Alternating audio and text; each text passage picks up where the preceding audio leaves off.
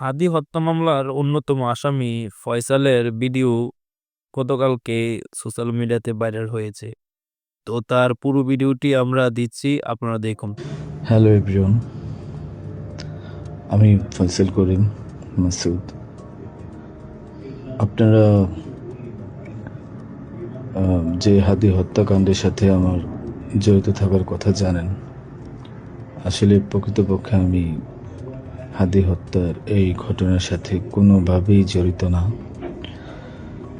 এটা একটা মিথ্যা বানোয়াট, একটা চক্রান্ত, যার কারণে আমি দেশ ছেড়ে চলে আসতে বাধ্য হয়েছি। আমি দেশ ছেড়ে চলে এসেছি এখন দুবাইতে আছি।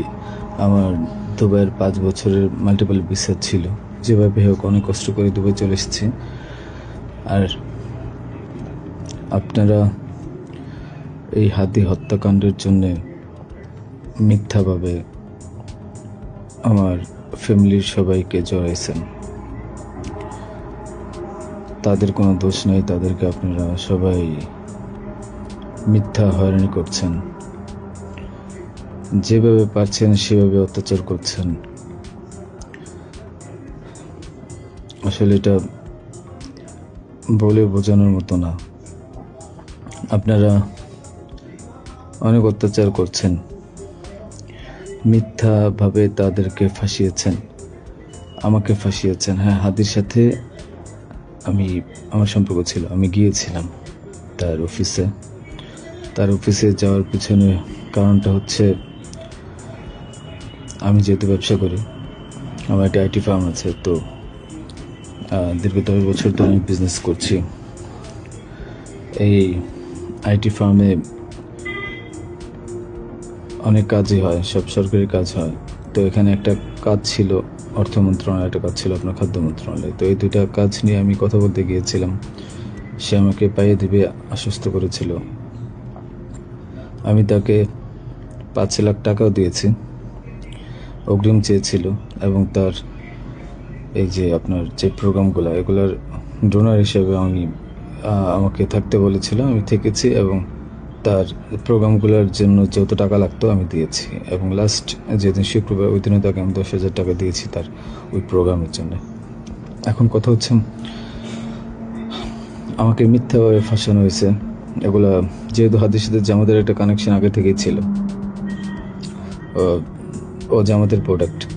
তো সেই জন্য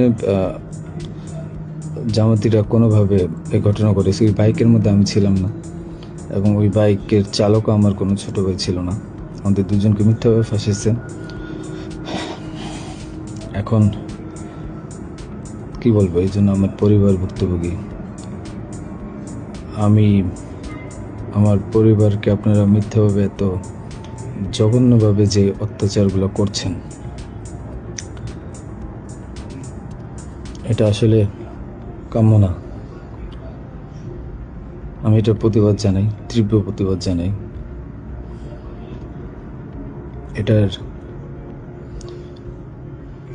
একদিন সুষ্ঠু বিচার হবে।